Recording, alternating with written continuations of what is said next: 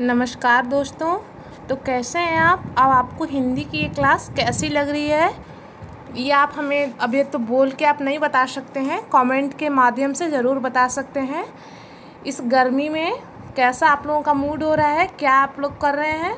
बच्चों, आप अपने टाइम का कैसे उपयोग कर रहे हैं, क्या यूटिलाइजेशन कर रहे हैं अपने टाइम का? पढ़ाई लिखाई में इसे उपयोग करें ताकि आने वाले वैकेंसीज़ में आप अच्छे से अच्छे नंबर ला सके। अब तो योगी जी ने भी कह दिया है, पढ़ लो आप लोग। तो हिंदी का हम लोग जो क्लास अपना कर रहे थे उसमें थ्योरेटिकल क्लास का हमारा फर्स्ट चैप्टर हमने स्टार्ट किया था संधि से।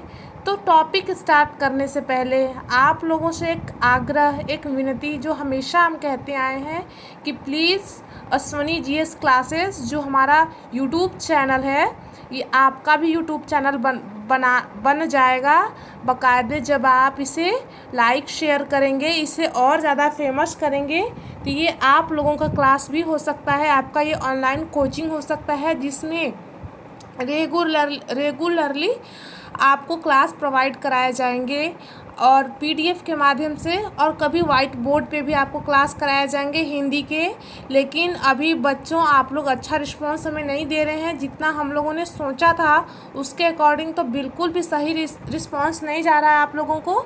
तो सबसे पहली बात आप हमारी ये सुनेंगे कि अश्वनी जीएस क्लासेस को जो बच्चे सब्सक्राइब नहीं किए हैं वो सब्सक्राइब करेंगे, वीडियो को लाइक शेयर करेंगे। अगर वीडियो पसंद आए तो लाइक ज़रूर से ज़रूर करना बच्चों, हमें भी बहुत बहुत खुशी होती है आपका कमेंट पढ़ के, आपका लाइक देख के। और जिन बच्चों को अच्छा नहीं लगे या कहीं कुछ प्रॉब्लम रह जाए वो भी अपना कमेंट में हमें बताएंगे। तो चलिए, आज अपना हम संधि का जो हम पढ़ रहे थे, अपना टॉपिक था व्यंजन संधि, उसके कुछ पार्ट्स तो हमने, कुछ नियम तो हमने कल करा दिया था, लेकिन उसके कुछ नियम अभी बाकी रह गए थे जो आपको दिखाई दे रहे होंगे। अभी 2 और नियम, 5 नियम हमने करा दिया था और 2 और नियम इसके बाकी रह गए थे। तो हमने सबसे पहले संधि पढ़ा था, उसके 3 भेद होते हैं ये देखा था। स्वर संधि के 5 भेद होते हैं ये भी पढ़ लिया था। अब विसर्ग व्यंजन संधि हमारा पढ़ने का टॉपिक था, हमारा टॉपिक कल का था। आज का भी हमारा टॉपिक यही रहेगा, क्योंकि दोस्तों ये जानते हैं ये बहुत ही बड़ा टॉपिक है और इसे समझने में भी समय लगता है और समझाने वाले को भी टाइम चाहिए ताकि वो अच्छे से समझा सके। तो छठी नियम की ओर चलेंगे और देखेंगे स्क्रीन पे अपने कि छठा नियम हमारा क्या कहता है। पहले इसे ध्यान से पढ़ेंगे, उसके इसके उदाहरण से, जैसे हमेशा की तरह आपको हम समझाते आ रहे थे, समझाने का कोशिश करेंगे और आप समझने का भी कोशिश करेंगे। ज़्यादा अपने दिमाग का उपयोग नहीं करेंगे, जैसे जैसे पढ़ाया जाए उतने को बस जानेंगे, क्योंकि ज़्यादा ब्रॉडली नहीं, हम बस उतना ही पढ़ रहे हैं जितना हमारे एग्ज़ाम में आए, जो हमें उपयोगी हो। हमें आईएएस पीसीएस का थोड़ा तैयारी कर रहे हैं हम, अपना जो स्टेट लेवल के छोटे छोटे एग्ज़ाम्स हैं या एंट्रेंस का एग्ज़ाम हो, सीटेट का हो, बीएड का हो, टेट का हो, यूपी टेट का हो, एसटेट जो भी हो, ये सब छोटे छोटे एग्ज़ाम्स होते हैं। इनके लिए हम जितना पढ़ रहे हैं ये बहुत पर्याप्त है, इससे ज़्यादा हमें पढ़ने की ज़रूरत बिल्कुल नहीं है दोस्तों। तो देखेंगे आपके सामने ये जो हैंड रिटन नोट्स आपको दिख रहे होंगे, इसे आपको पढ़ाने के लिए स्पेशली लिखा जाता है और आपको इजी वे में समझाने के लिए बुक की सहायता नहीं लेते हुए एकदम आसान शब्दों में पढ़ाया जाता है। तो आप इसे ज़रूर से ज़रूर पढ़ेंगे और इसका क्विक रिस्पॉन्स और अच्छा रिस्पॉन्स भी देने का आप लोग हमें ऐसा, इसके रिस्पॉन्स के माध्यम से ही हम मोटिवेट होते हैं। जैसे आपको अच्छे से कंटेंट मिलता है, अच्छा समझाया जाता है तो आप एनर्जी फील करते हैं, आप भी फील करते हैं कि हाँ हमें कुछ आता है, वैसे हम भी पढ़ा के फील कर सके। तो ये तो शक्ति, ये तो क्षमता आपके पास है, हमें, हमारे पास जो क्षमता है उसका उपयोग हम कर रहे हैं, वो आपको एनर्जी दे रहे हैं, तो आप हमें एनर्जी देते रहिए ताकि नेक्स्ट क्लास में हम उतने ही एनर्जी के साथ अब पढ़ा सकें। तो चलिए टाइम वेस्ट नहीं करते हुए हम आगे चलेंगे। देखेंगे यदि री र श के बाद न व्यंजन आता है तो उसका ण हो जाता है, ठीक है। भले ही बीच में क वर्ग, प वर्ग, अनुस्वार य, र, व, ह आदि में कोई एक वर्ण क्यों ना हो, ठीक है। आप लोग पढ़ पा रहे होंगे, स्क्रीन पे आपके दिख रहा होगा। और आपको नहीं यदि समझ में आ रहा हो तो हम फिर से पढ़ के बता दें। यदि री र श के बाद न व्यंजन आता है तो उसका ण हो जाता है, भले ही बीच में क वर्ग, प वर्ग, अनुस्वार य, व, ह आदि में से कोई भी वर्ण क्यों ना आ जाए। जैसे एग्जाम्पल देखेंगे, परिधनमाण, तो क्या आपको बताया जा रहा है कि यदि री र श, तो यहाँ र आपको दिख रहा होगा। एक मिनट हम पेन सेलेक्ट कर लें बच्चों। तो यहाँ आपको दिख रहा होगा कि यहाँ र है, तो नियम हमारा ये कहता है कि र के बाद यदि कोई व्यंजन आए, यदि र के बाद न व्यंजन आता है तो उसका ण हो जाता है। तो यहाँ र के बाद देखेंगे बीच में जो ये चीज चिन्ह है इसको कोई मायने नहीं रखता। बीच में जो म आ रहा है ना, तो ये आप यहाँ देख रहे होंगे, ये लाइन भी तो यहाँ लिखा हुआ है, चाहे बीच में कोई भी वर्ग का वर्ण क्यों ना आए, य, व, ह कुछ भी हो, लेकिन र के बाद न आना चाहिए। चाहे बीच में एक दो और भी व्यंजन आ जाए, मायने नहीं रखता है। तो बीच में म है लेकिन वो कुछ मैटर नहीं रखेगा। हमारा बस मोटो ये रहेगा कि र के बाद देखना है कि यदि न आया हो, यदि र के बाद न आया हो तो वो ण में बदल जाता है। ठीक है, आप लोगों को समझ में आया? और नहीं आया तो अगला एग्जाम्पल देखेंगे, इससे तो आपको समझ में ज़रूर से ज़रूर आएगा। अब देखेंगे कृष्ण धन ना, कृष्ण धन ण, कृष्ण धन न। तो यहाँ कृष्ण देखेंगे हम, कृष्ण इस प्रकार से लिखे हैं, कुछ इस प्रकार से लिखे हैं, ऐसे ना लिखे, ये मत समझिएगा कि ये पूरा कृष्ण ऐसे लिखा हुआ, ये आधा लिखा हुआ है। ये नीचे ऐसे जिसके हलंत लग जाए तो वो समझिए कि वो आधा लिखा हुआ है। ठीक है, तो यहाँ पे कृष्ण धन ण, तो क्या हो जाएगा? कृष्णा। ठीक है, कृष्णा हो जाएगा।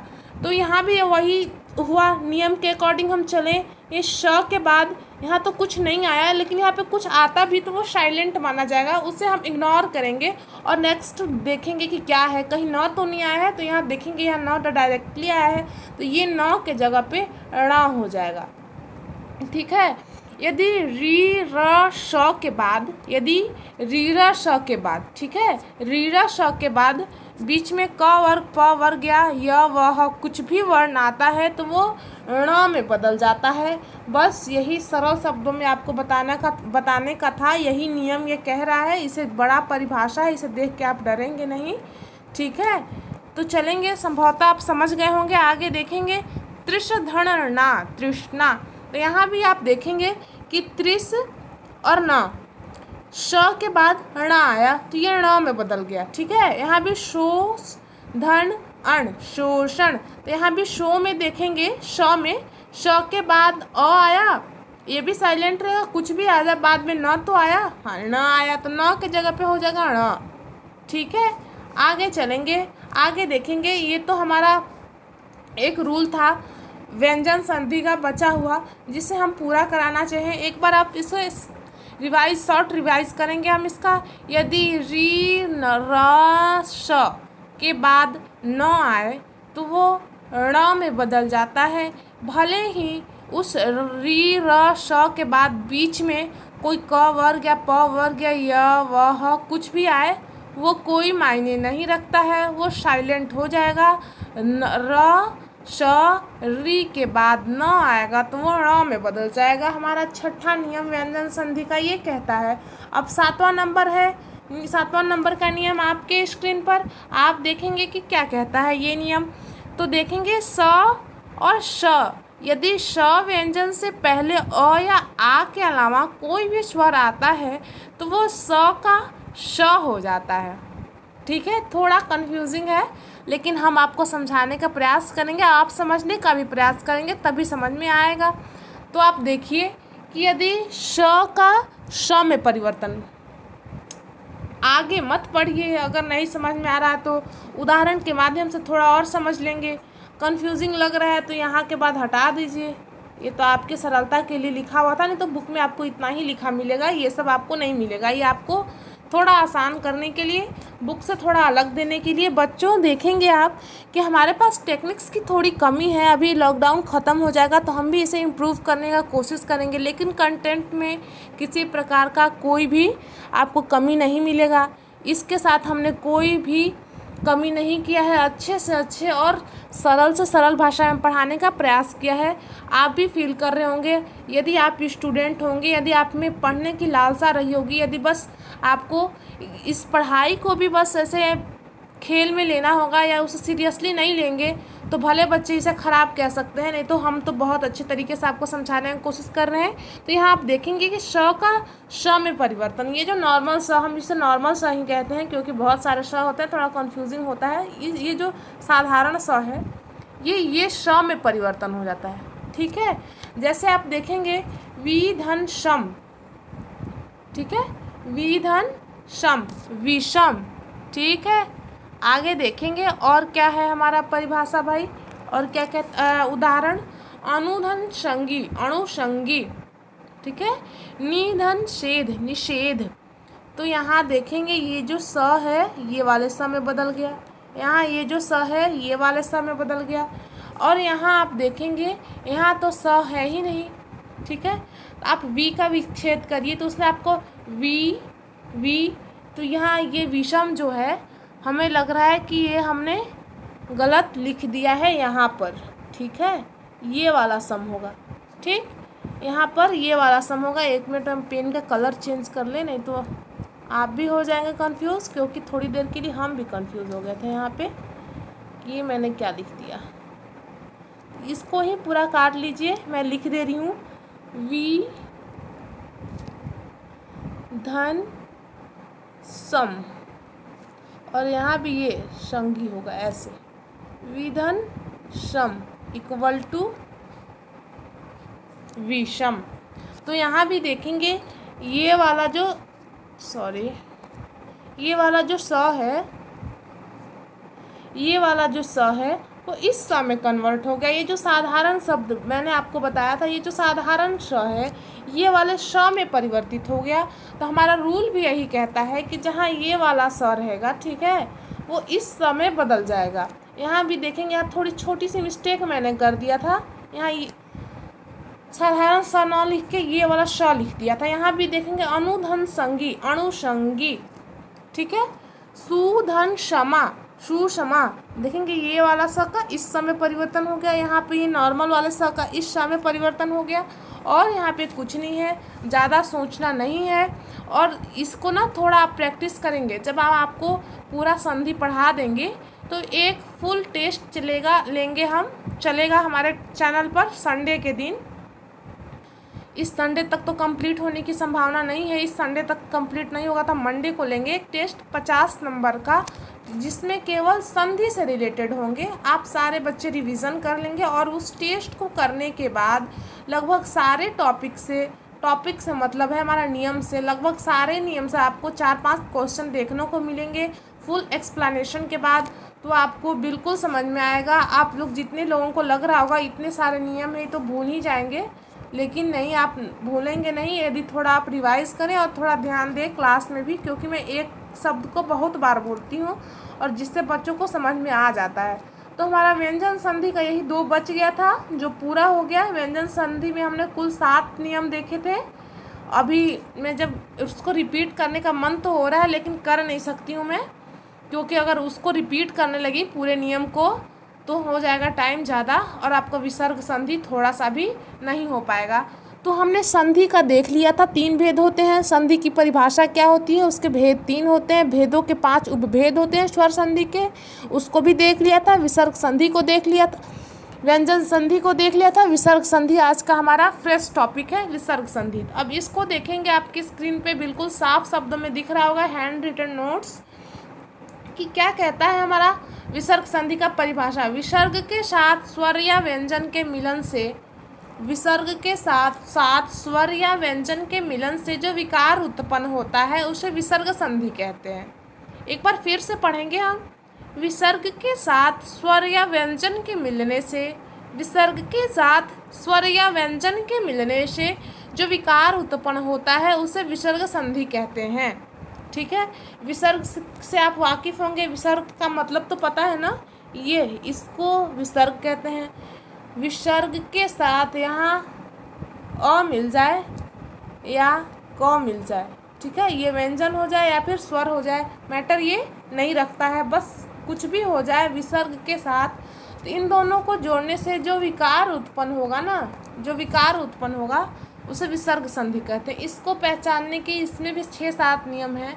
लेकिन मैं आपको बता दूं कि बस ये जहाँ पहचानना होगा ना विसर्ग संधि कौन है, तो ये बिल्कुल आसान होता है, क्योंकि ये इसको अलग करता है। ये जो अंकी बिंदी होती है ना, इसको ये बाकियों से बिल्कुल अलग करता है, बाकी और ऐसे किसी में देखने को नहीं मिलते हैं। तो ये एक छोटी सी बात, ये सभी जगह तो अप्लाई नहीं होगी, कहीं थोड़ा सा हो सकता है, लेकिन मैक्सिमम जगहों पर ये अप्लाई होता है कि जहाँ ये बिंदी 2 अंक की बिंदी मिल जाए विसर्ग संधि होगा। ठीक है, तो विसर्ग संधि जो हमारे नियम हैं उसके बाद ये आपको दिख रहे होंगे स्टार स्टार टाइप में बनाया हुआ।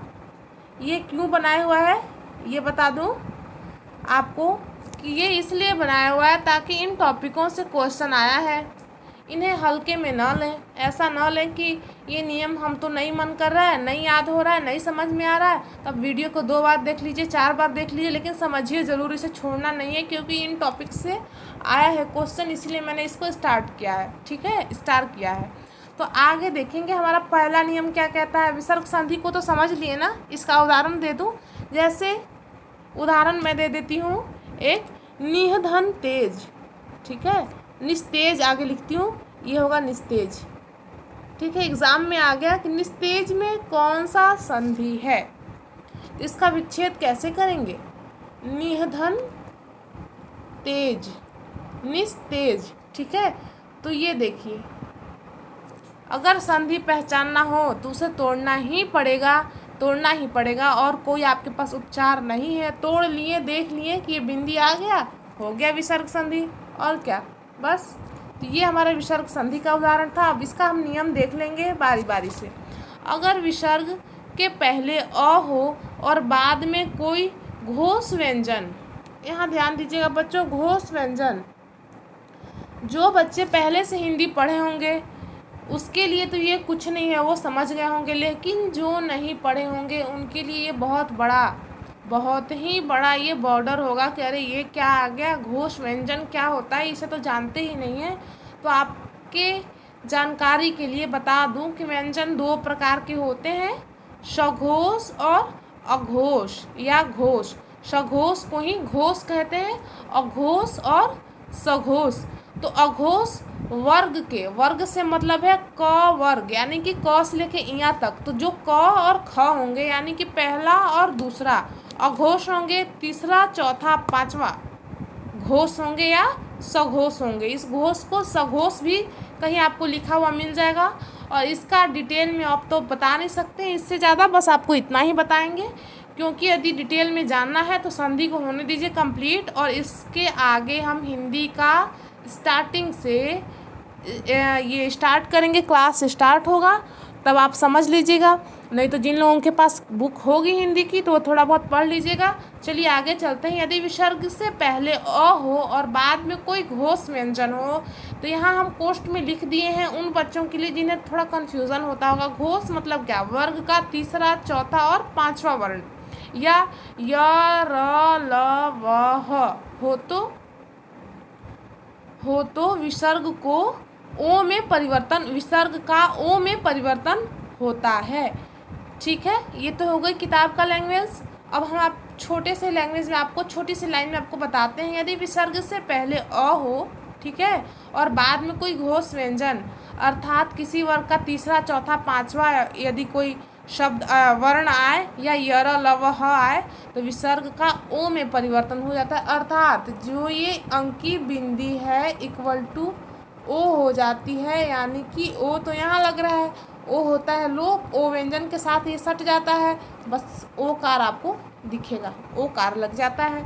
जैसे कि आप एग्जाम्पल देखेंगे, जैसे हमारा था कि अंकी बिंदी के बाद य र ल व ह आए या अघोष आए, ठीक है, सघोष आए या घोष व्यंजन आए। ठीक है, घोष व्यंजन मतलब किसी वर्ग का तीसरा चौथा या पांचवा।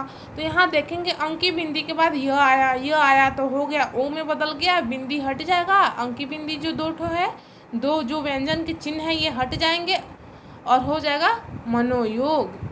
ठीक है, और व्यंजन के नहीं, जो 2 विसर्ग के चिन्ह है वो हट जाएंगे और हो जाएगा क्या, मनोयोग। आगे देखेंगे सरह धन ज, शरह धन ज, सरोज। ठीक है, तो यहाँ देखेंगे आया विसर्ग, ये रहा विसर्ग आया, विसर्ग के बाद ज, तो इससे यही ये देखिए ये लाइन है ना घोष व्यंजन, तो देखिए घोष व्यंजन है कि नहीं। तो च छ ज तीसरे पे आता है, तो यहाँ साफ साफ लिखा हुआ है घोष व्यंजन आए, यानी कि थर्ड फोर्थ या फिफ्थ वर्ग का कोई भी वर्ण आए तो वो ओकार में बदल जाता है। ये अंकी बिंदी का लोप होके वो ओकार में परिवर्तित हो जाता है।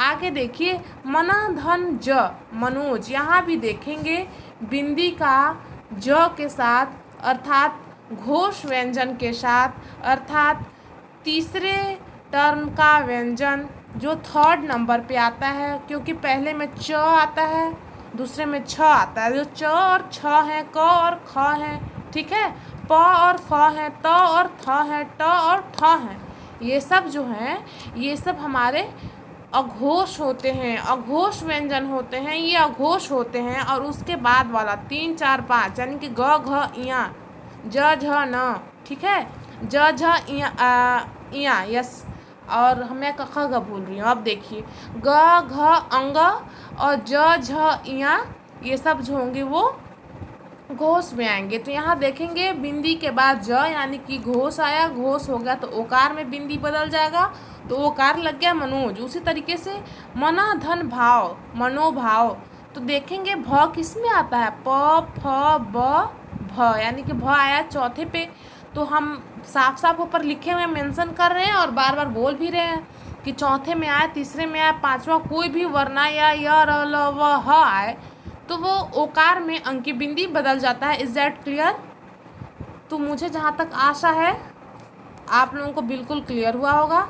आगे हम चलेंगे, आगे क्या कहता है, यहाँ ये प्लस छूट गया था, ठीक है। आगे चलिए, देखिए छोटी छोटी गलतियाँ हो जाती हैं बच्चों और जिन्हें सुधारा जाता है। जब मैं पढ़ाने लगती हूँ देखती हूँ तो उसे सुधार देती हूँ, कभी कभी लिखने में हो जाती है गलतियाँ।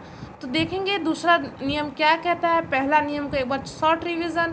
पहला नियम हमारा ये कहता था कि यदि अंकी बिंदी के बाद घोष वर्ण आए, कोई घोष व्यंजन आए या य र व ह आए तो वो ओकार में बदल जाता है। एकदम सरल, एकदम सीधा, इससे आसान और कहीं भी नहीं और हो ही नहीं सकता इससे आसान कोई आपको समझा सके। क्योंकि अब क्या बताएं भाई, ये सबसे इजी वे था और मेरे पास कोई शब्द ही नहीं है इसे शॉर्टली और इसे आसान से करने का। तो दूसरा नियम आज देखेंगे क्या है हमारा। यदि विसर्ग के पश्चात च या छ हो तो विसर्ग का श, विसर्ग के बाद ट या ठ हो तो स और त या थ हो तो विसर्ग का स हो जाता है। पढ़ने में तो बिल्कुल समझ में नहीं आया होगा, ठीक है। अब मैं समझाऊंगी तो वो क्लियर होगा। देखिए यदि विसर्ग के पश्चात मतलब विसर्ग के बाद च छ हो तो विसर्ग जो है श में बदल जाता है। जैसे ऊपर में विसर्ग आप देख रहे थे ना, पहले नियम में आप देख रहे थे कि विसर्ग ओकार में बदल जा रहा था। तो यहाँ देखना है कि यहाँ देखना क्या है कि यदि विसर्ग के बाद च या छ होंगे तो वो तो स में बदलेगा, च या छ होगा तो वो श में बदलेगा। वहाँ ओकार में बदल रहा था, यहाँ स में बदलेगा। यदि विसर्ग के बाद ट या ठ हो तो वो स में, ये वाला स में बदलेगा। अब स में अंतर देखिएगा बच्चों, ये देखिए ऐसे हम कर देते हैं थोड़ा। हाँ, यदि च या छ हो तो ये वाले स में बदलेगा, यदि ट या ठ हो तो ये वाले स में बदलेगा, यदि त या थ हो तो ये नॉर्मल वाले स, जिसमें ये तालाबी श, ये श और ये जिसे साधारण वाले स कहते हैं ये श, इसमें बदल जाएगा। आपको याद रखना है कि यदि विसर्ग के बाद यहाँ क ख का नहीं लेना है, दूसरे वाले यानी कि च छ आए तो वो स में, यानी कि च छ श, ऐसे एक ट्रिक हो सकता है। च छ श, त ठ श, त थ श, बस स का यहाँ तालाबी श हो जाएगा, यहाँ ये स हो जाएगा, यहाँ साधारण वाला स हमारा ये श हो जाएगा। तो अब देखेंगे एग्जाम्पल क्या कहता है। यदि विसर्ग के बाद हमारा यही परिभाषा कह रहा था कि च या छ आए, तो देखिए एग्जाम्पल में आ गया च, तो च आ जाएगा। तो क्या हो जाएगा जब च आ जाए विसर्ग के बाद तो ये वाले स में तालाबी श में परिवर्तन होगा। तो ये वाला विसर्ग के बाद ये वाला च आया और ये जो च है वो तालाबी श में परिवर्तित होगा। तो यानी कि निधन चय, निश्चय, विसर्ग का लोप हो जाएगा और च और य उसी प्रकार से रहेगा। और च आया क्योंकि विसर्ग के बाद आया च, इसीलिए परिवर्तन होगा तालव्य श में। यानी कि च अगर यह छ भी रहता तब भी वो तालव्य श में ही परिवर्तन होता। यदि ट या ठ होगा तो वो दंत स में परिवर्तन होगा। यदि त या थ आए तो वो स में परिवर्तन होगा। अब आगे देखिए, यहाँ छ आया था ना, यहाँ छ आया क्योंकि च या छ एक ही वर्ग के दोनों हैं, एक ही वर्ग के दो वर्ण है, च या छ। यदि च या छ आए, इसे बार बार बोलिए, समझिए, आपको बिल्कुल समझ में आएगा। यदि च या छ आए तो तालव्य श में बदल जाता है, यानी कि निधन छल, निश्चल। ठीक है। अब आगे देखिए, दूह धन ट, दुष्ट। ठीक है। तो यहाँ क्या आया, अंकी बिंदी के बाद यदि च या छ आए तो तालव्य श में बदलेगा। ट या ठ आए, आँख बंद करके भी बोल सकते हैं, मैं इतना बार आपको रिपीट करा दूंगी। यदि ट या ठ आए तो वो श में बदल जाएगा। तो यहाँ देखिए ट आया, ठ तो यहाँ नहीं आया है, ट आया, तो ये बदल गया ना, ये वाले श में, इस श में बदल गया। यहाँ भी देखिए निधन ठुर, निष्ठुर। तो यहाँ जो अंकी बिंदी है इसका लोप कैसे होगा, ये अंकी बिंदी का इस ठ के साथ जब संयोग होगा तो ये अंकी बिंदी का लोप हो जाएगा और इसके ये बिंदी के जगह पर ये वाला श हो जाएगा। ट ठ के लिए ये स, च छ के लिए ये स और त थ के लिए ये साधारण वाला शब्द। ये देखिए, इसका भी हम एग्जाम्पल रखें, आप परेशान नहीं होंगे। सारे नियम आपको एक नहीं 4 4 5 5 6 6 एग्जाम्पल से समझाए जाएंगे। अब देखिए, मरुधन थल, मरुह, यहाँ अंकी बिंदी छूटा है, मरुधन थल, मरुस्थल। ठीक है, मरुस्थल। तो यहाँ स कैसे आ गया, या ना यहाँ स था, ना यहाँ, ना इसमें स था, ना इसमें स था। तो यहाँ देखिए, एक मिनट, हम पेन का कलर थोड़ा आपको कन्फ्यूज़न ना हो जाए बच्चों, इसके लिए यहाँ देखिए,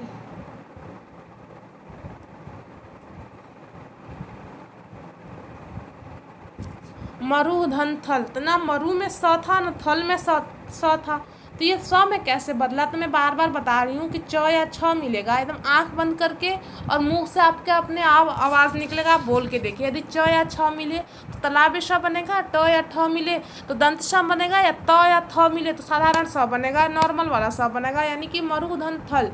तो यहाँ मिला तो थ वाला मिल रहा है, थ मिल रहा है, तो यानी कि मरुस्थल, स अपने आप आ जाएगा। उसी प्रकार से देखेंगे नमः धन ते, नमस्ते, तो म और अंकी बिंदी, अंकी के बिंदी के बाद आपको त दिख रहा है, त का जब त या थ जब मिलता है तो वो स में बदल जाता है, साधारण वाले स, यानी कि इस वाले श में परिवर्तन हो गया। अब बिल्कुल क्लियर होगा। आप तीसरा नियम आज देखेंगे और आज ये वाला टॉपिक बाद में पढ़ेंगे। बस ये तीसरा नियम पढ़ के आज के लिए बस करेंगे, क्योंकि ये बहुत ज़्यादा हो जाएगा और सब एक ही में खिचपिच हो जाएगा। तो आपको मैंने पहला नियम में हमें ये बताया था, पहला नियम हमारा ये कहता था कि यदि च या छ व्यंजन हो तो विसर्ग का, ये तो दूसरा नियम हमारा ये कह रहा था, देख लीजिए। च या छ हो तो वो श में बदलेगा, ट या ठ हो तो ये श में बदलेगा, त या थ हो तो नॉर्मल वाले स में बदलेगा। पहला नियम हमारा ये कह रहा था कि यदि अंकी बिंदी के बाद कुछ भी आ जाए, घोष व्यंजन आ जाए या यर व आ जाए तो वो ओकार में बदल जाता है, ओकार हो जाता है। ठीक है, तो पहला नियम हमारा ये हो गया, यदि कोई अंकी बिंदी के बाद कोई व्यंजन आ जाए, घोष व्यंजन, केवल व्यंजन नहीं, घोष व्यंजन आ जाए या स्वर आ जाए या फिर यर व आ जाए तो वो अंकी बिंदी का लोप होगा, ओकार में बदल जाएगा। दूसरा नियम हमारा ये कहा कि च या छ के बाद यदि यदि विसर्ग के बाद च या छ आए तो वो श में बदल जाएगा, तालव्य श में बदल जाएगा। यदि ट या विसर्ग के बाद ट या ठ आए तो वो दंत श में बदल जाएगा। यदि विसर्ग के बाद त या थ आए तो वो साधारण वाले स में बदल जाएगा। अब तीसरा नियम हमारा क्या कहता है, वो बिल्कुल शॉर्ट रिवीजन था, हो गया आप लोगों का। तीसरा नियम हमारा ये कहता है कि यदि विसर्ग के पहले कोई स्वर हो तो विसर्ग के बाद कोई घोष ध्वनि स्वर वर्ग का तीसरा, चौथा, पांचवा वर्ण या यर व ह हो तो विसर्ग का र में परिवर्तन हो जाता है। इसे देखिए, ये क्या कह रहा है, ये र में परिवर्तन हो जाता है, र, ये वाले र में परिवर्तन हो जाता है। यदि विसर्ग के पहले कोई स्वर हो तो विसर्ग के बाद कोई घोष ध्वनि स्वर वर्ग का तीसरा चौथा पांचवा वर्ण या व हो तो विसर्ग का र में बदल जाता है। यानी कि शॉर्ट शब्दों में आप सुनिए, यदि विसर्ग के पहले कोई स्वर हो, यानी कि अंकी बिंदी के पहले यदि कोई स्वर हो, तो विसर्ग के बाद कोई घोष ध्वनि में आपको बताई हूँ ना, सघोष और अघोष। सघोष को सघोष न लिख के हम बस घोष भी लिख सकते हैं। अघोष यानी कि वर्ग का पहला और दूसरा, और सघोष मतलब या घोष मतलब तीसरा चौथा पांचवा। अल्प प्राण महाप्राण समझ रहे हैं ना, ये सब टॉपिक्स हैं बच्चों, ये सब पढ़ाया जाएगा आपको अभी, लेकिन वो इससे ज़्यादा हम आपको नहीं बता सकते। तो देखिए वो कि यदि विसर्ग के पहले कोई स्वर हो, तो विसर्ग के बाद कोई घोष ध्वनि हो, तीसरा चौथा पांचवा वर्ण या व हो तो विसर्ग का र में परिवर्तन हो जाता है। जैसा हमारा पहला नियम कह रहा था, बस परिभाषा थोड़ा सा उसका हट के है, वहाँ ओकार में बदल रहा था, यहाँ र में बदल जाएगा। बस यही आपको याद रखना है कि निर्धन यात तो निर्यात हो जाएगा। ये जो विसर्ग है इसका र में परिवर्तन होके इस तरह से ऊपर लग जाएगा। उसी प्रकार से देखेंगे पुनर्जन, तो यहाँ पू और न उसी प्रकार से रह गया, जन भी रह गया, ये अंकी बिंदी हटा, उसके जगह पर ये ऐसे हो गया। निर्गुण, निरह धन गुण, तो निर्गुण में देखेंगे विसर्ग यहाँ भी हटा, ऊपर लग गया। ये तो बिल्कुल आसान था, फर्स्ट वाले से मैक्सिमम मिलता जुलता। तो आज का हमारा टॉपिक यहीं पे समाप्त होगा। देखिए और उदाहरण मैं बता ही दूँ, क्योंकि मेरा ही मन नहीं मानता। आप लोग को जब अच्छे से एक्सप्लेन नहीं करते हैं तो हमें ही रहा नहीं जाता, लगता है कि थोड़ा बता ही दें, आपको अच्छे से कर ही दें, क्योंकि शायद किसी बच्चे का थोड़ा कुछ डाउट रह गया हो, मेरे बताने से क्लियर हो जाए। ठीक है, तो हम एग्जाम्पल कर ही लेते हैं, उसके बाद क्लास हम ऑफ करेंगे। देखेंगे दुर्वासना, ठीक है, निराधन आहार, निराहार। तो यहाँ भी देखेंगे सभी जगह आप यही चीज़ मेंशन करेंगे कि ये जो बिंदी हटा र में परिवर्तन हो गया, बिंदी हटा र में परिवर्तन हो गया, बिंदी हटा र में परिवर्तन हो गया, बिंदी हटा र। अब ये आप देखिएगा कि जहाँ व्यंजन था वहाँ तो इस प्रकार से ऐसे हो गया, और जहाँ स्वर था, अंकी बिंदी के बाद स्वर था, अंकी बिंदी के बाद स्वर था, तो वहाँ थोड़ा बदलाव हुआ है। ठीक है, थोड़ा इस प्रकार से र और इस प्रकार से र, इसको भी तो र ही बोलते हैं। व्यंजन के लिए इस र का प्रयोग करेंगे और इसके लिए इस प्रकार का र, इसके लिए मतलब स्वर के लिए। तो बच्चों कैसा लगा आपको आज का क्लास? हमको इसी प्रकार से एनर्जी देना चाहते हैं, क्लास को और अच्छे से पढ़ाना चाहते हैं, तो थोड़ा अब और इम्प्रूव करते हुए हम जो हैंड रिटन नोट्स से जो आपको हम पढ़ा रहे हैं, इसको हटा के हम टाइपिंग करा सकते हैं। थोड़ा नॉर्मल होने दीजिए, ये कोरोना का केस थोड़ा आगे पीछे होने दीजिए, थोड़ा नॉर्मल होने दीजिए, तब अभी आपको काम चलाने के लिए ये बहुत अच्छा है। जिनको पढ़ना होता है ना, वो ये नहीं देखते कि हमारा साधन क्या होता है, बस हमें जो मिलना चाहिए वो आपको मिल रहा है, चाहे किसी भी प्रकार से मिले, चाहे कैसे भी आपको बताया जाए। ये बताने वाले की मजबूरी है, वो चाहे कैसे भी बताए, आपको जो चाहिए आपको बस मिलना चाहिए, आपको पढ़ाई चाहिए जो आपका कंटिन्यू रहे। इसीलिए हमने ये रूम से एक छोटे से फ़ोन से हमने शुरुआत किया है आपको बताने का, आपको पढ़ाने का। अब ये आप पर निर्भर करता है कि आप इसे कितने टॉप तक पहुंचाएंगे, क्योंकि एकता में बल होता है बच्चों।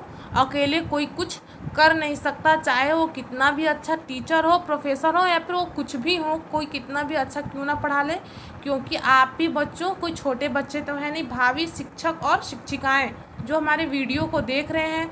और एक और ख़ास बात, जो बच्चे या स्पेशली गर्ल्स को मैं कहना चाहूँगी, जो लड़कियां ये देख रही हों, या फिर जिनका ऐसी कुछ लड़कियां होंगी जिनका शादी हो गया होगा या होने वाला होगा, या फिर वो डोमेस्टिक गर्ल होंगी, अपने घर परिवार में रहने वाली हो, बाहर जाके नहीं पढ़ सकती, तो वो अपना टाइम का स्ट्रेटजी क्या बनाए, अपने एग्ज़ाम की रणनीति क्या बनाए, सीटेट या ये एस्टेट या यूपी टेट वगैरह निकालने के लिए, क्योंकि बीएड कर लेने से ही आप शिक्षक नहीं बन जाएंगे। उसके बाद 2-3 और हमारे पास शर्तें सरकार के द्वारा लगाई गई हुई हैं। तो इन्हें क्रैक करने के लिए घर पे बिल्कुल अपना सारा कुछ घर पे अपना फैमिली जो मैटर है उसे करते हुए, उसे सॉल्व करते हुए अपना पढ़ाई कंटिन्यू रखना चाहते हैं विथ स्ट्रेटजी के साथ पढ़ाई। बस ऐसा ही पढ़ना नहीं से कुछ नहीं हो जाता है। उसे एक मार्गदर्शन देने के लिए हम 3-4 आपको पॉइंट्स बताएंगे एक दिन 5 या 10 मिनट का क्लास लेके। तो आप यदि कहें, जिन लोगों को ऐसा हो रहा होगा कि हम टाइम का मैनेजमेंट नहीं कर पा रहे हैं, तो उनके लिए हम एक 10 मिनट का क्लास लेना चाहेंगे। उनको बताना चाहेंगे कि इफ़ यू आर मैरिड, यदि आप शादीशुदा हैं, या यदि आप किसी गांव में रहते हैं, कोई बड़े कोचिंग्स में नहीं जा सकते, या फिर आप घर पे रहते हैं लेकिन आपके पास जिम्मेदारियां ऐसी हैं कि आप बाहर नहीं जा सकते, आपके पास बहुत सारी मजबूरियां हो सकती हैं, उसे मैं एक्सप्लेन यहाँ तो नहीं कर सकती, लेकिन 10 मिनट का आप यदि समय दें हमें सुनना चाहे तो मैं आपको कुछ पॉइंट्स बताऊंगी जिससे आप सुन सकें। ठीक है बच्चों, आज के लिए बस इतना ही। स्वनी जीएस क्लासेस को आप इसी तरीके से प्यार करते रहिए, हमें सब्सक्राइब करते रहिए, वीडियो को लाइक शेयर ज़रूर करिएगा दोस्तों। आज के लिए इतना ही, नमस्कार, जय हिंद।